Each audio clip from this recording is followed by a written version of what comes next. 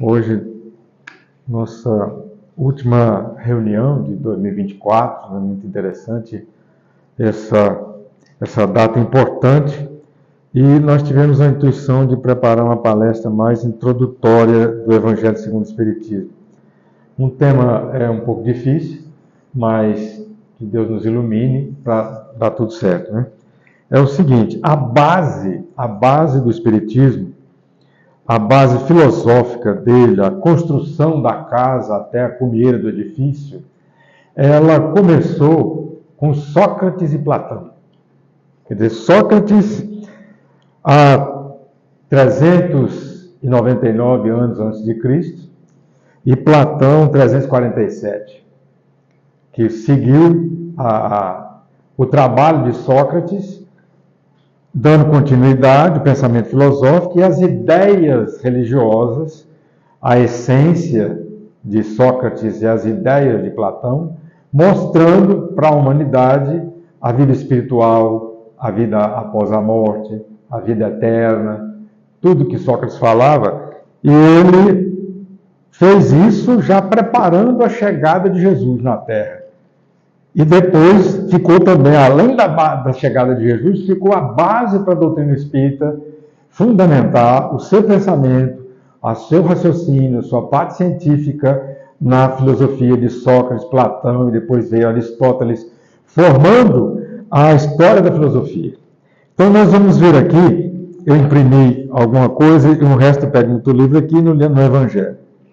Bem, começando, a filosofia de Sócrates, ele trata da importância dos seus ensinamentos, foi um dos maiores filósofos da Grécia Antiga e é considerado o pai da filosofia ocidental.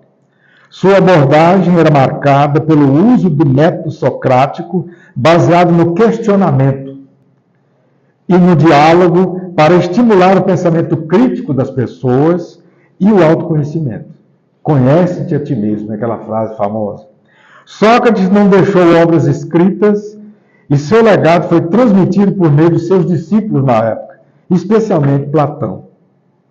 Então, as características da filosofia dele, um resumo que nós fizemos aqui: a busca da verdade e do conhecimento.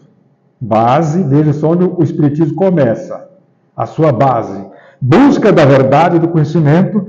Para Sócrates era o autoconhecimento, e o autoconhecimento era essencial. A essência de tudo é você conhecer você.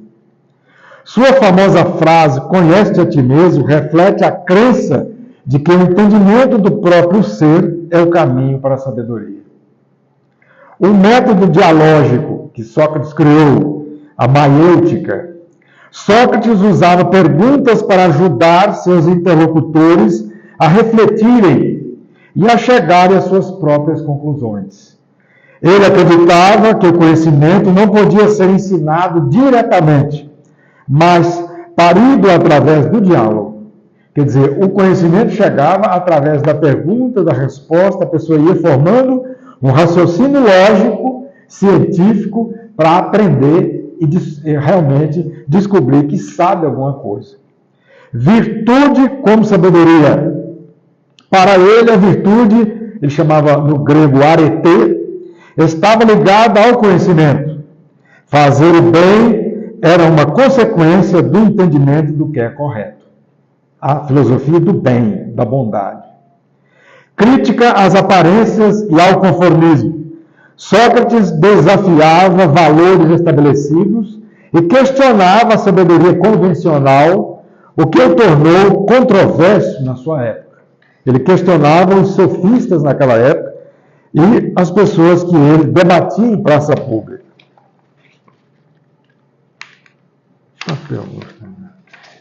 Então, a importância dos ensinamentos dele. Transformação do pensamento filosófico. Ele deslocou a filosofia de questões cosmológicas sobre o universo para preocupações éticas e humanas. O fundamento do pensamento crítico dele. Sua prática é questionar verdades aparentes e dogmas. Criou as bases para a ciência, o direito, a política e a política moderna. A base da ciência, do direito e da política moderna. a influência duradoura. Sua filosofia inspirou grandes pensadores como Platão e Aristóteles e permanece relevante para o debate ético e filosófico contemporâneo. Um exemplo dos ensinamentos dele, uma definição de justiça para ele. Durante diálogos, Sócrates perguntava a seus alunos o que era justiça. Em vez de aceitar respostas imediatas, ele desafiava seus significados, mostrando que a compreensão superficial não era suficiente. Humildade intelectual. Ele dizia, só sei que nada sei. Veja só, um espírito de escola desse, que deve ter vindo de uma galáxia bem mais evoluída que a do Sol, talvez não era nem desse sistema, e veio com essa humildade. Ele ensinava que a verdadeira sabedoria vem de reconhecer a própria ignorância, incentivando seus seguidores a sempre buscar mais conhecimento. E a conduta moral? Sócrates frequentemente afirmava que é melhor sofrer injustiça do que cometê-la. Olha só, princípio da doutrina espírita. É melhor sofrer uma injustiça do que cometê-la. Ele ensinava que a integridade moral do ser humano era mais valiosa do que a opinião popular ou vantagens materiais. Ele foi condenado, todos sabem, à morte, considerado por corromper a juventude, corromper os jovens e desrespeitar os deuses da época, e aceitou como sentença a cicuta, aquele veneno, né? E esse sacrifício dele tornou a sua mensagem ainda mais poderosa na Terra. Viver virtuosamente é mais importante do que viver conforme as expectativas alheias. Quer dizer, viver na busca das virtudes. Então, ele fala aqui que a filosofia de Sócrates é a filosofia das essências, né? Está profundamente conectada à sua busca pelo conhecimento verdadeiro e pela compreensão dos valores universais, que viam a vida humana como justiça, coragem, virtude e bondade. Ele acreditava que por trás das opiniões e aparências do mundo sensível, existiam verdades universais ou essenciais que podem ser descobertas por meio da razão e do diálogo. A filosofia das essências dele. Ele criticava, dedicou-se a investigar conceitos universais absolutos, como o que é justiça, o que é virtude, o que é o bem. Tudo isso ele pesquisou profundamente na filosofia, onde o Espiritismo foi se embasar. Nós vamos ver aqui depois no Evangelho, na introdução, como foi feita a base para Kardec. E ele falava, ele buscava algo mais profundo, uma essência, ou seja, a verdade imutável que define o conceito. O conceito de tudo, ele vai na essência para buscar o porquê. Então, os sofistas contemporâneos de Sócrates defendiam que as verdades eram relativas e dependiam das circunstâncias ou das perspectivas individuais. Sócrates discordava e argumentava que conceitos como justiça ou bondade tinham uma essência fixa e objetiva, independente das opiniões humanas.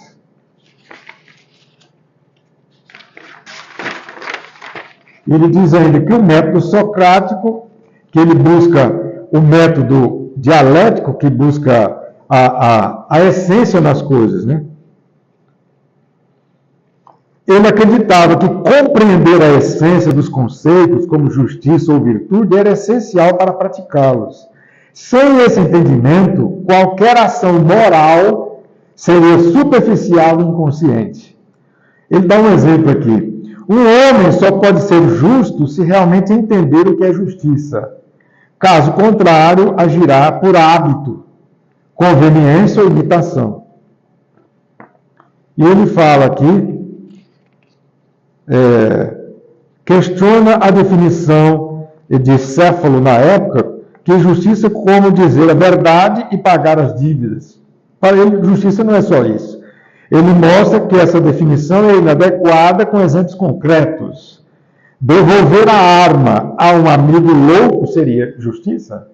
Não, não seria justiça. Seria falta de raciocínio, de inteligência. Dar uma arma a um amigo, devolver a arma dele, e sendo ele louco. O objetivo era chegar à essência da justiça, que transcende regras específicas. Então, ele fala também sobre a coragem. Ele pergunta o que é a coragem. Quando alguém responde que é não temer o inimigo, ele contrapõe. E se o inimigo for muito mais forte, mais armado? Seria coragem ou imprudência? Ele guia o interlocutor até uma compreensão mais profunda de tudo que raciocina. A coragem é a firmeza diante do perigo, orientada pela sabedoria. Então, ele busca a ética, o autoconhecimento, você conhecer a você mesmo e mudar você, mudar a sua ação, o seu comportamento, como você age para evoluir, a alma evoluir. Esse autoconhecimento foi a base para Platão e a filosofia ocidental, e ele influenciou profundamente Platão com as ideias. Platão que cuidava das ideias, né? A teoria das ideias, que é do espírito, as realidades eternas e imutáveis, das quais o mundo sensível é apenas uma sombra. Então, a filosofia de Sócrates, na essência, nos convida a ir além das aparências e do senso comum, buscando o que é essencial, permanente nos conceitos que orientam nossa vida.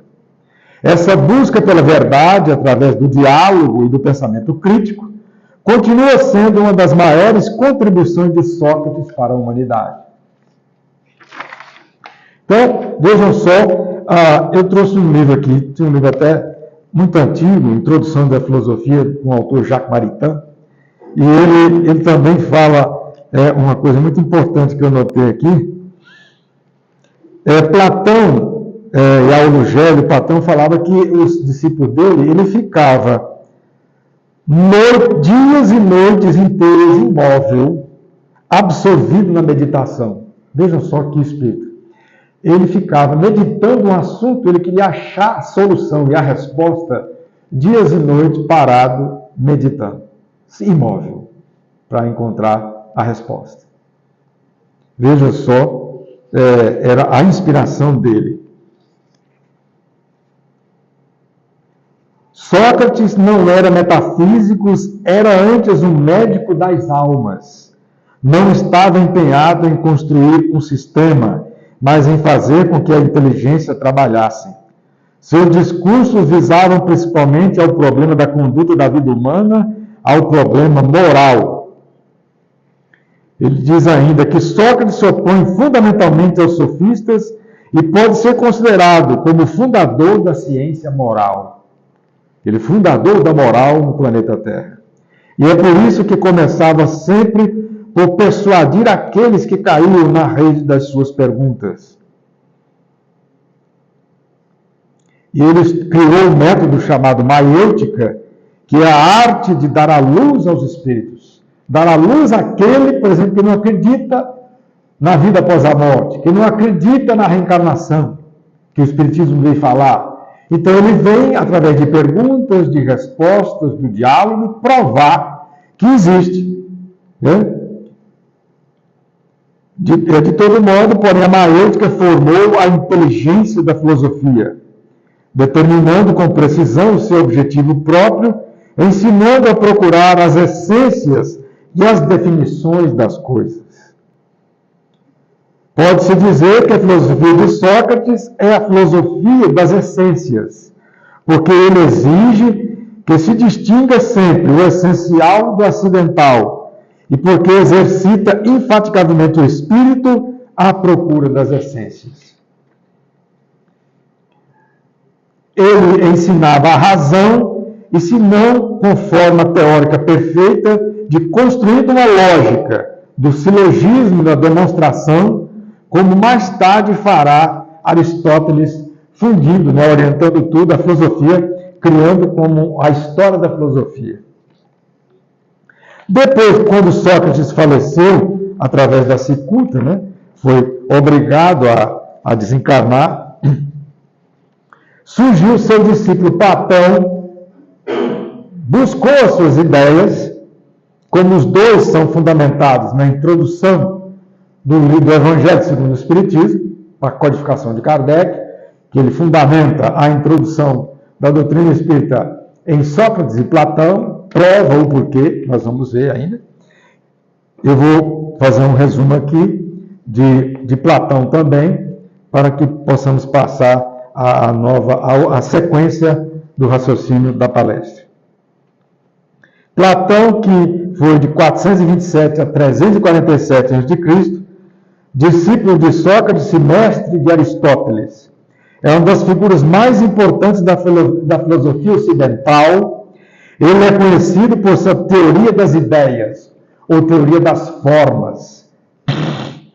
Essa teoria das ideias é a teoria do espírito, que propõe que o mundo sensível, que percebemos com sentidos, é apenas uma cópia imperfeita de uma realidade superior.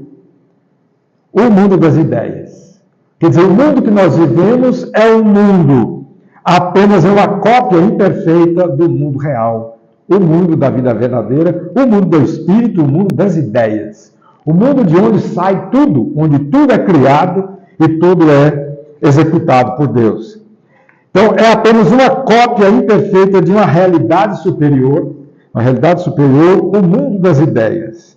Segundo Platão, as ideias são perfeitas, imutáveis e universais. E tudo no mundo físico é apenas uma imitação delas. Então, a importância dos ensinamentos de Platão, a fundamentação da filosofia ocidental, o método dialético, a educação em virtude e o modelo político.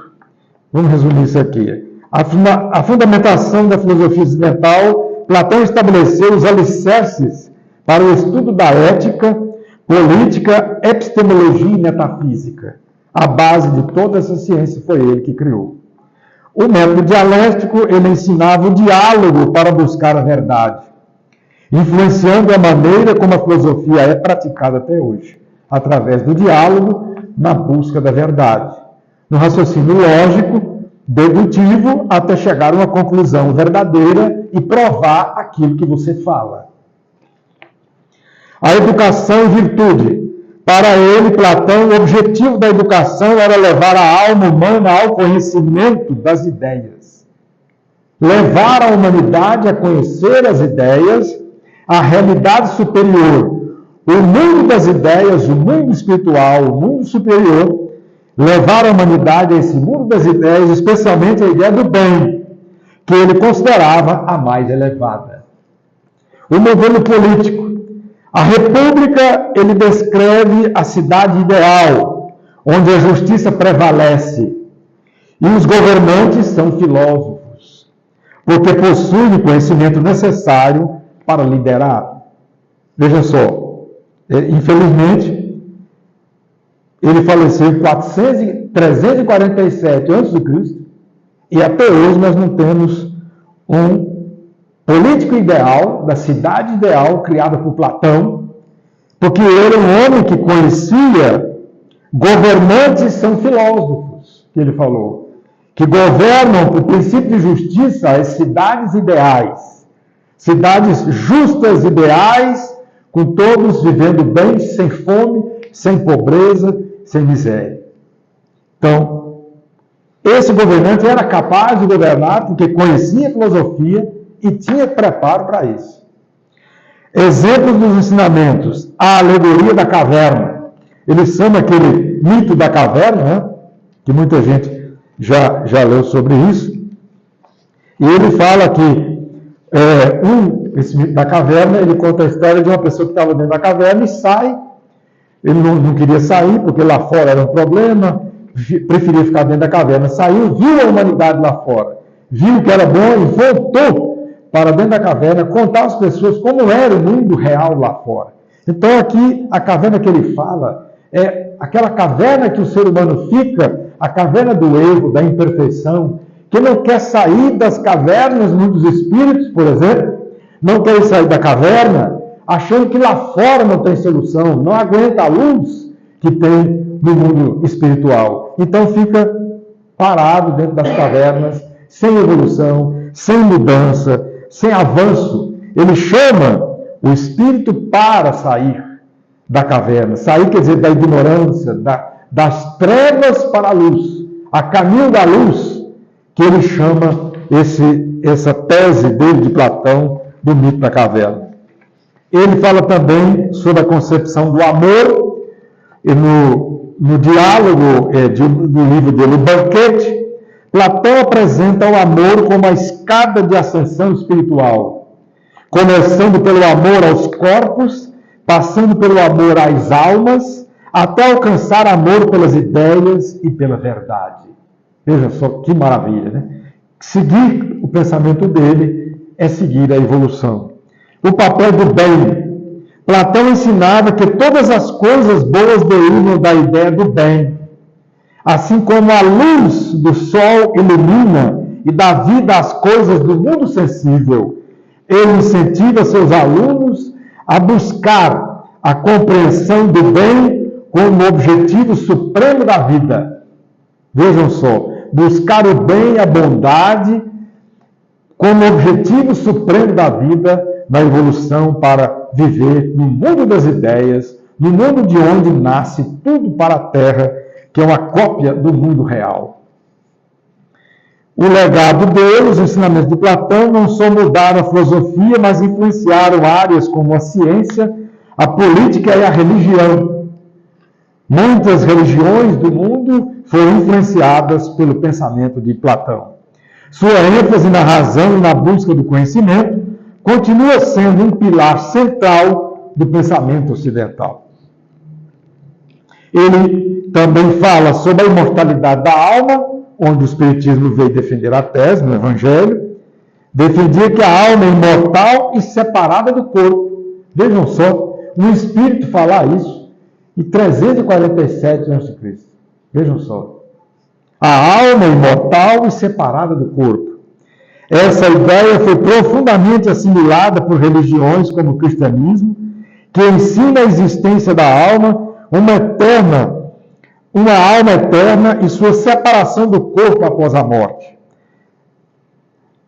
Exemplo na religião cristã, a doutrina da ressurreição e da vida eterna encontra paralelo na visão platônica da alma que retorna ao mundo das ideias, que é o mundo espiritual. Ele não sabia, falava o mundo das ideias, do mundo verdadeiro, de onde vem tudo, ou ao plano divino. Após a alma se libertar do corpo, ela retorna ao mundo das ideias. O diálogo de Platão, num livro chamado Fédon, ele descreve a morte como a libertação da alma, permitindo que ela alcance o verdadeiro conhecimento. Quer dizer, para Platão, a morte não existe. A morte é uma libertação da alma. Vejam só como a colmeira do edifício vem sendo construída há muitos anos. Né? Desde 347, vou colocar esse marco, antes de Cristo, que Platão já falava isso, né?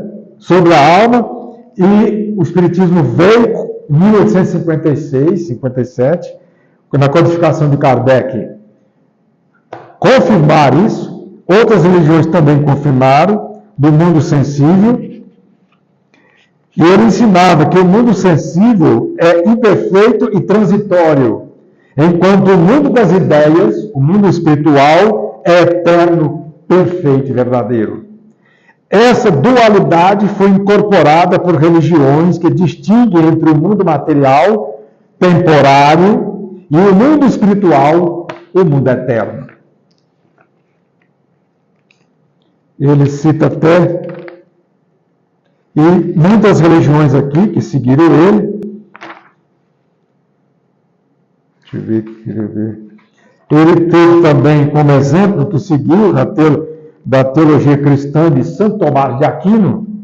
Apesar de mais aristotélicos, Santo Tomás de Aquino também reconheceu a importância de Platão ao enfatizar que a razão pode levar o ser humano ao conhecimento de Deus. A razão, a filosofia, os pensamentos, as palestras, o estudo. Vejam só como é importante, igual a Isabela falou, a frequentação das palestras, que é uma desobsessão, porque através de um raciocínio lógico, como Isabela falou, uma palestra que a Ana Melele faz, que Isabela, que Reginaldo faz, que Ana Maria, Isabela Moreira, todos dessa casa que fazem, é um raciocínio lógico.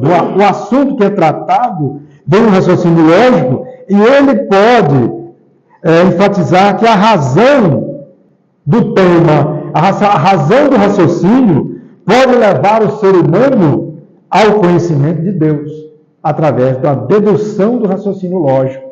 O Espírito fala, realmente, estou aqui na caverna, mas vou sair pelo raciocínio lógico do tema, pelo raciocínio lógico da palestra. O palestrante tem razão. Deus existe, o mundo espiritual existe, a felicidade existe. Vamos seguir Jesus. Jesus, Jesus, adiante, avante, adiante. Como dizia Castro Alves, né? Então, vejam só como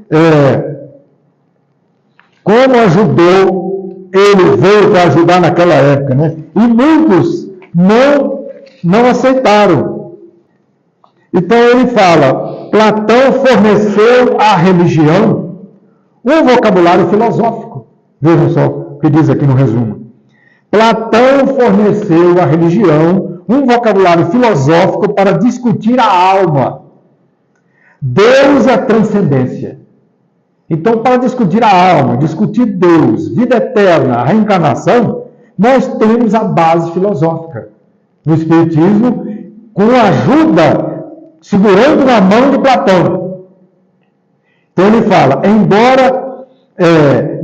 fala aqui, Platão forneceu à religião um vocabulário filosófico para discutir a alma, Deus e a transcendência, sua visão do divino como obstáculo e sua crença na imortalidade e no dualismo corpo-alma foram cruciais para o desenvolvimento de doutrinas espirituais e teológicas nas maiores tradições religiosas do mundo.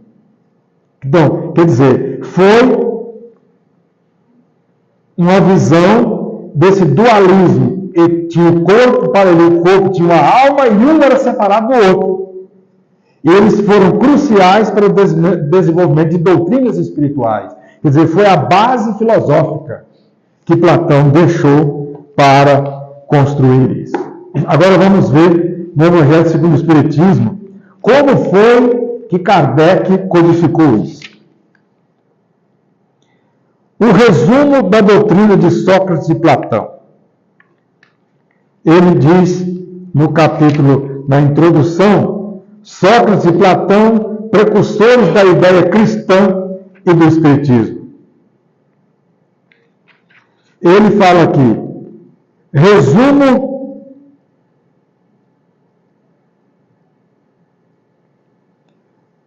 da doutrina de Sócrates e de Platão. O homem é uma alma encarnada. Isso, ele pegou uns trechos de Sócrates e Platão e comentou abaixo. Kardec. O homem é uma alma encarnada. Antes da sua encarnação, existia unida aos tipos primordiais, as ideias do verdadeiro, do bem e do belo, separa-se deles. Encarnado e recordando o seu passado, é mais ou menos atormentada pelo desejo de voltar a ele. Não se pode enunciar mais claramente, agora vem a explicação do Espiritismo, não se pode enunciar mais claramente a distinção e independência entre o princípio inteligente e o princípio material. É, além disso, a doutrina da preexistência da alma, da vaga intuição que ela guarda de um outro mundo a que aspira, da sua sobrevivência ao corpo, da sua saída do mundo espiritual para encarnar e da sua volta a esse mesmo mundo após a morte. É, finalmente, o germe da doutrina dos anjos decaídos. A alma se transvia, aí vem de novo a filosofia de Sócrates. A alma se transvia e perturba quando se serve do corpo para considerar qualquer objeto. Tem vertigens como se estivesse ébria, porque se prende a coisas que estão, por sua natureza, sujeitas a mudanças. Ao passo que, quando contempla a sua própria essência, a teoria das essências de Sócrates, dirige-se para o que é puro, eterno, imortal, e sendo ela dessa natureza imortal, permanece aí ligada, por tanto tempo quanto possa. Cessam então os seus transviamentos, pois que está unida ao que é imutável, e a esse estado da alma é que se chama sabedoria. Assim, a explicação, ilude-se a si mesmo o homem que considera as coisas de modo terra-terra, do ponto de vista material, para as apreciar com justeza, tende a as ver do alto, isto é, do ponto de vista espiritual. Aquele que está de posse da verdadeira sabedoria, tende a isolar do corpo a alma, para ver com os olhos do espírito, é o que ensina o Espiritismo. Ele fala, a alma impura, nesse estado, se encontra oprimida e se vê, de novo, arrastada pelo mundo visível, pelo horror do que é invisível e material. Erra, então, disse, em torno dos monumentos e dos túmulos, junto aos quais já se tem visto tenebrosos fantasmas, quais devem ser as imagens das almas que deixaram o corpo sem estarem ainda inteiramente puras, que ainda conservam alguma coisa de forma material, o que faz que a vista humana possa percebê-las. Não são as almas dos bons, são, porém, as dos maus, que se veem forçadas a vagar por esses lugares do mundo, onde arrastam consigo a pena da primeira vida que tiveram e onde continuam a vagar até que os apetites inerentes à forma material de que se revestiram as conduzam a um corpo. Então, sem dúvida, essas almas retomam os mesmos costumes que durante a primeira vida constituíam objeto das suas predileções. Agora a explicação do que Sócrates falou. Não somente o princípio da reencarnação se acha aí claramente expresso no texto que eu li agora de Sócrates. O princípio da reencarnação se acha explicitamente expresso no texto, mas também o estado das almas que se mantém sob o jugo da matéria é descrito qual o mostra o Espiritismo nas evocações. Mais ainda, no tópico acima se diz que a reencarnação num corpo material é consequência da impureza da alma, enquanto as almas purificadas se encontram isentas de reencarnar. Outra coisa não diz o Espiritismo, acrescentando apenas que a alma, que as boas resoluções tomou na erradicidade e que possui conhecimentos adquiridos, traz ao renascer menos defeitos, mais virtudes e ideias intuitivas do que tinha na sua existência precedente. Assim, cada existência lhe marca um progresso intelectual e moral. Cada existência lhe marca um progresso intelectual e moral. Esse texto tirado do livro Céu e Inferno, segunda parte, exemplos. Após a nossa morte, o gênio, daimon, ou demônio, que nos for designado durante a vida, leva-nos a um lugar onde se reúnem todos os que têm de ser conduzidos ao Hades para serem julgados. As almas, depois de haverem estado no Hades o tempo necessário, são reconduzidas a esta vida em múltiplos e longos períodos. Ele fala que é a doutrina dos anjos guardiões ou espíritos protetores das reencarnações sucessivas. Em seguida, a intervalos mais ou menos longos ou menores da erraticidade.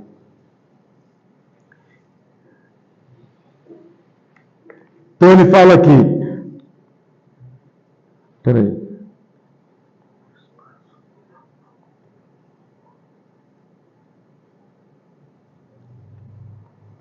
ele fala aqui também que também o Espiritismo diz que os espíritos povoam o espaço, que Deus só se comunica com os homens por intermédio dos espíritos puros, que são os incumbidos de lhe transmitir as vontades, que os espíritos se comunicam com Deus durante a vigília e durante o sono. Ponde em lugar da palavra Deus a palavra espírito e tereis a doutrina espírita. Pondo a palavra anjo, tereis a doutrina cristã. Ele fala, resumindo aqui, deixa eu ver, a parte mais importante, é um pouco longo, amigos, mas é importante, precisa de ser dito. Sócrates e Platão, como se vê, compreendiam perfeitamente os diferentes graus de desmaterialização da alma. Eles compreendiam até o grau de evolução da alma. Insistem na diversidade de situação que resulta para elas da sua maior ou menor pureza. O que eles diziam por intuição, o Espiritismo prova com os inúmeros exemplos que nos põe sob as vistas. Texto tirado do livro Céu e Inferno, segunda parte. Ainda diz, se a morte fosse a dissolução completa do homem, muito ganhariam com a morte os maus, pois se veriam livres, ao mesmo tempo do corpo, da alma e dos vícios. Aquele que guarnecer a alma, não de ornatos estranhos, mas com os que lhes são próprios, só esse poderá aguardar tranquilamente a hora da sua partida para o outro mundo. Equivale à explicação.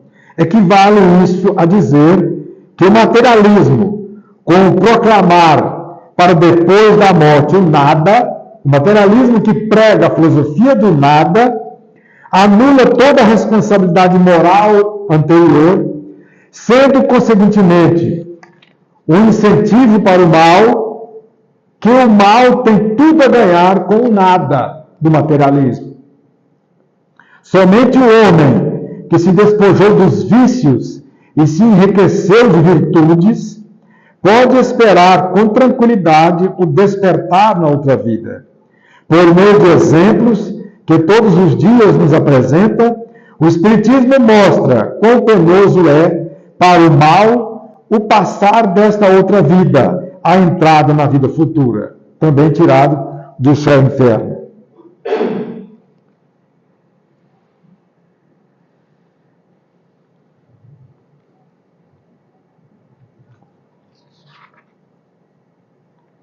Ele fala aqui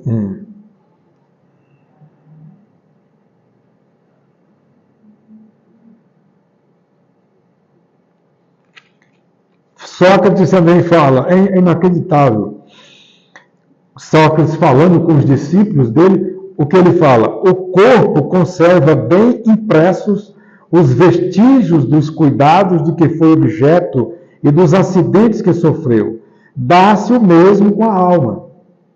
Quando a alma despida do corpo, ela guarda evidentes os traços do seu caráter, das suas afeições e as marcas que lhe deixaram todos os atos da sua vida. Assim, a maior sofrimento que pode acontecer ao homem é ir para o outro mundo com a alma carregada de crimes.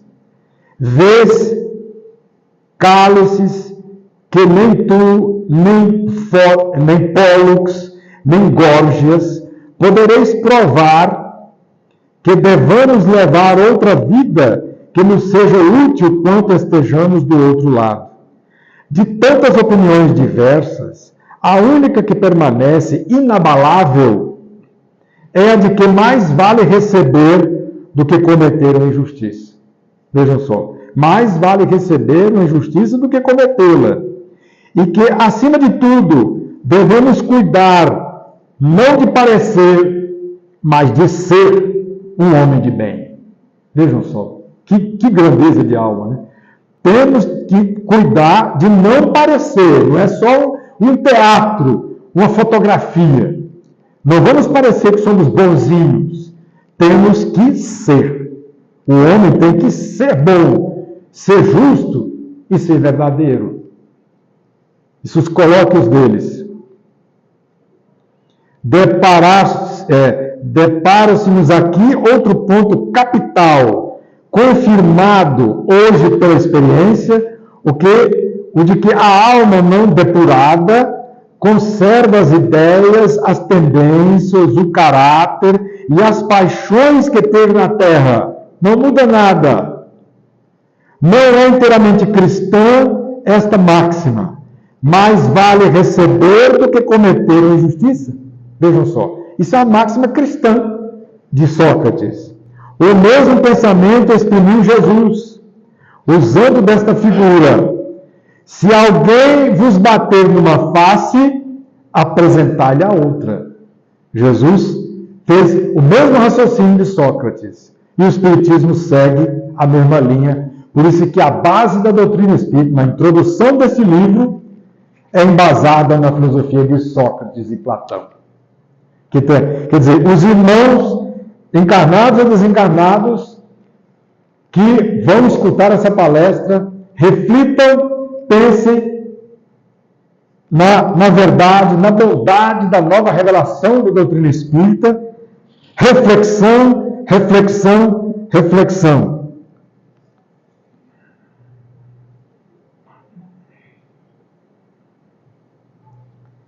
E ele diz ainda: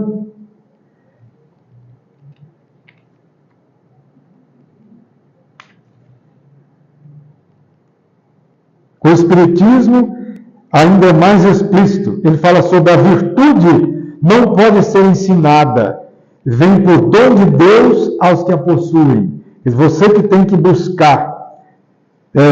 Platão falando sobre isso, teoria de Platão sobre o amor universal como a lei da natureza,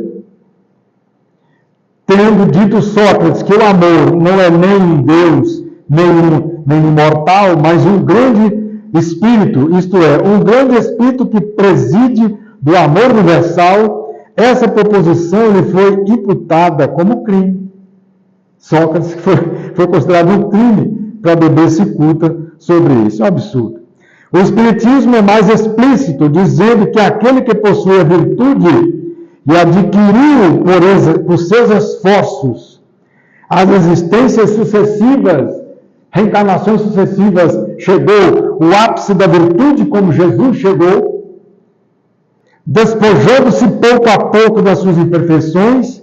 A graça é a força que Deus faculta ao homem de boa vontade para se expungir do mal e praticar o bem. Então veja só. Agora, o que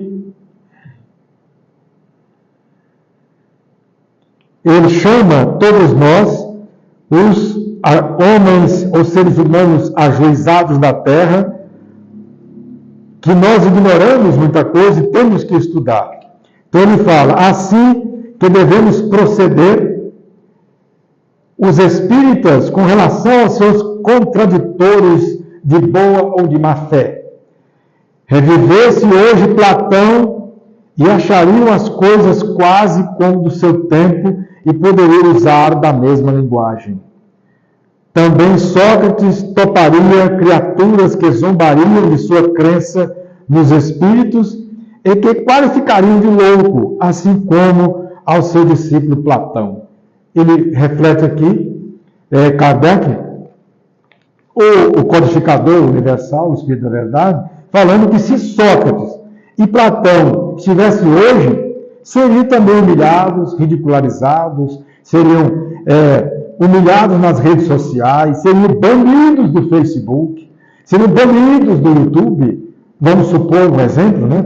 Banidos do WhatsApp, as redes sociais, porque tinham ideias revolucionárias, não iam beber a cicuta no mundo moderno, mas iam ser banidos, bloqueados, sem site, sem nada, tinha apenas um celular, sem rede social. Esse é o pensamento que eles entendem aqui. Foi por haver professado esses princípios que Sócrates se viu ridicularizado, depois acusado de impiedade e condenado a beber cicuta.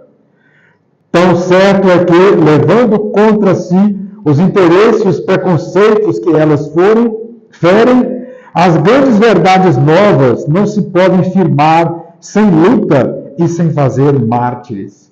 Quer dizer, nós somos os precursores da verdade nova, da nova era, da propagação de uma nova vida, de um novo pensamento para a humanidade, da felicidade da humanidade, da vida após a morte, da reencarnação, as encarnações sucessivas, onde a alma vai chegar à perfeição.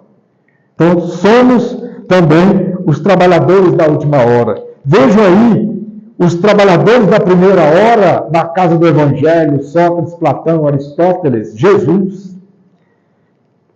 Uma vez, eu escutando a palestra de um filósofo de Natal, Jomar, o jornalista Jomar, acho que é Jomar Mendes, tem até um site aqui que chama Sapiens Natal.